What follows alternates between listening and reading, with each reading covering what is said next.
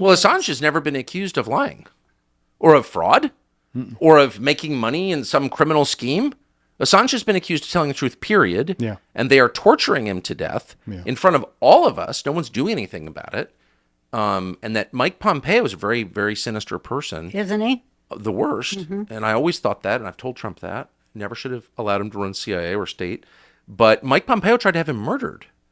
And that's a criminal act. He was not even charged with a crime in the United States. And Mike Pompeo was CIA director. This came out. Pompeo didn't deny it. I never heard this. Oh, yes. Oh, absolutely. I saw it. Oh, my God. He tried to have Julian Assange murdered, poisoned in the Ecuadorian embassy in London. And that's a fact, okay? Wow. And it's been established and, okay? Yes. Why is Mike Pompeo not in prison? You're not allowed to murder people extrajudicially, especially when they haven't even been charged in the United States, which he had not been. Wow. So Mike Pompeo runs around to these stupid Republican donor events, and you're like a world expert on whatever, and he's a criminal. And he should be in jail. Like, if Julian Assange is in jail, how about the attempted murderer, right? How about what am I missing? How about the people that put Julian Assange in jail? They should be in jail. 100%. First, they accuse him falsely of rape. So, that just shuts people down. Oh, he's a rapist. It's like kiddie porn. It's like, I don't even want to know more. You're bad. Mm-hmm. But then it turns out there was not enough evidence to charge him. He didn't commit rape. That was a lie.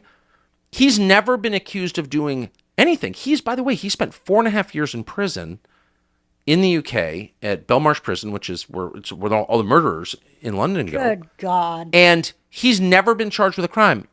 Wow. In the United Kingdom. To this day, he's not charged with a crime. He's being held at the request of the U.S. government, and he's just sitting there, and they're torturing him to death. I mean, he's, of course, dying, as you are when you've spent a total of, 13 years now in incarceration. So I wanted Trump to pardon him, and I was really disappointed. I was disappointed, and I think, Trump, I would say one, I think, very fair criticism of Trump is he does tend to surround himself with some of the most mediocre people. Yeah.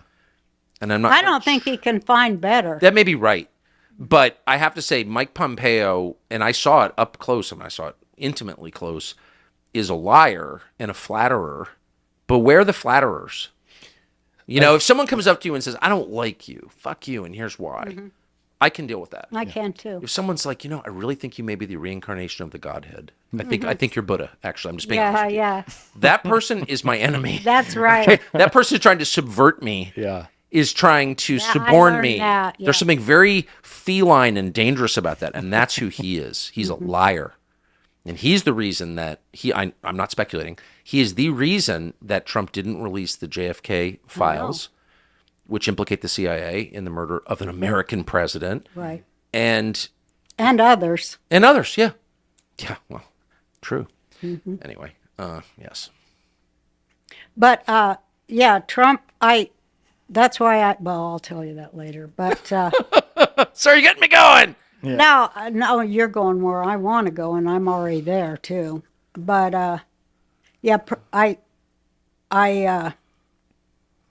wish he had done that. I think that all of us wanted him to. And I think he knows that he made a mistake, and I think one of the.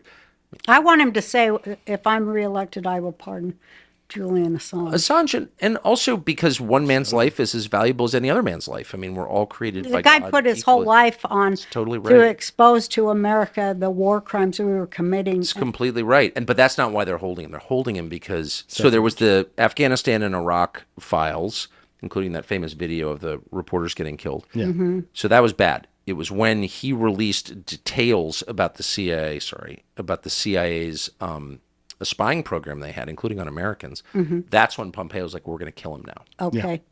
Yeah. So the CIA doesn't have any oversight. And also, it's also about the hacking of the DNC. That's what I think it is. That's what I think because he named Seth. He said someone named Seth gave him the... Yeah, so I asked him directly about that in prison. I asked him about Seth Rich. And he said, I'm not going to, and I mean this too, he did not budge on, I'm not going to reveal my sources. Well, but that's great for him. So that means it was. But it's pretty clear that those files were not hacked by Russia. No. There's no evidence they were hacked. That was a leak. Right. That they were downloaded from within the building. Right. I think Bill Binney, from NSA, former NSA officer, pretty much demonstrated that. And they lied about that. And we wound up at war with Russia as a result of that lie. So, that's a pivotal moment. Well, I completely missed it, by the way. at the time, Sean Hannity was all over it. And I was like, I don't know what that's about. I'm not getting involved in that conspiracy stuff or whatever. And then a couple years later, I happened to know some of the people involved in that personally, just because I lived there. And I knew two people involved, and one who worked at DNC and another who worked on MPD, the Metropolitan Police Department. And both of them were like, dude, come on now. And I was like, really? Yeah.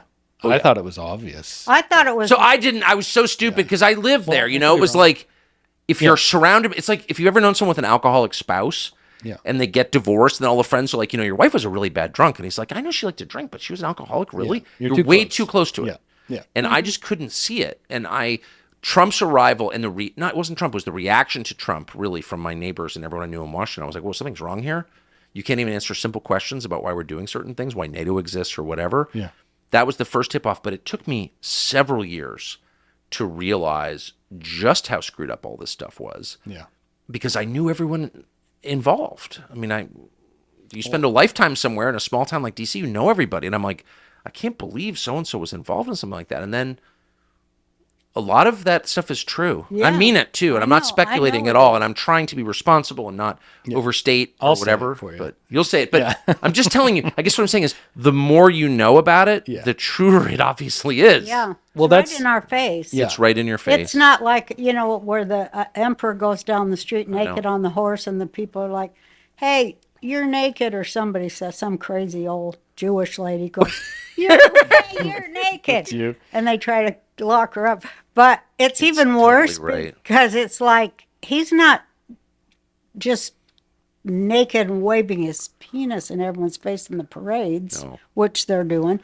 He's rubbing his butt right on our nose. It's totally because true. he's like, do something about it. You don't like it? What do you mean you don't like We're it? getting teabagged. There's no doubt about it. absolutely. That's the official It's funny. term. I was in my late 40s. Sorry, that's so vulgar. I'm so vulgar. I love it. The Roseanne No, Barr but Podcast. I spent my